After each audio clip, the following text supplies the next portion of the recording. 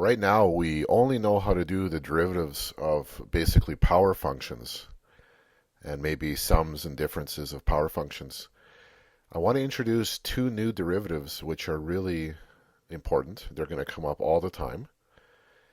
That's the derivative of sine x and cos x. So what is the derivative of sine x? It's cos x. And what is the derivative of cos x? It's equal to minus sine x. We'll prove these formulas in another video.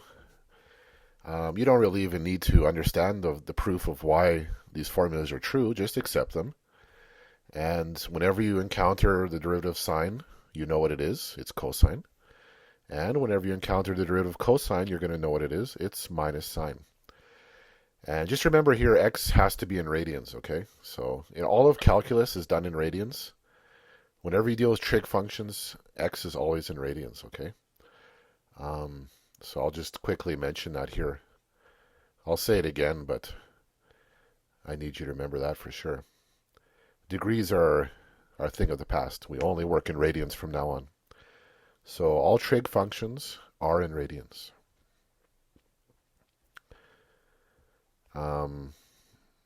That won't really come up again in this video, but it will come up maybe later. So let's do some examples just to get some practice here. What if we have to do the derivative of 5 times sine x? Well, remember that rule. When we have a constant times some function, to do that derivative, we just pull the constant out front and then do the derivative of that function afterwards.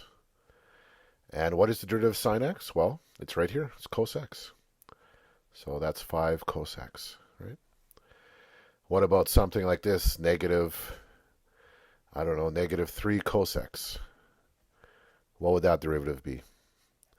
Well, let's use that rule again where we have a constant times a function and we want to take the derivative of that. We just pull the constant out front and then do the derivative of the function after. What is the derivative of cosine? It's minus sine. So we have negative 3 times minus sine x, which is equal to 3 sine x. All right. What about, we can also apply our sum rules. Like, for example, let's say we want to find the derivative of sine x plus cos x.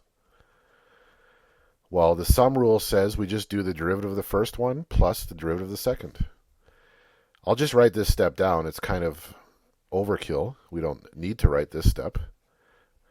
But maybe since we're just learning these rules, I'll include this extra detail. So really all I did on this step is just apply that sum rule, right? Now the derivative of sine x is cos x. And the derivative of cos x is minus sine x.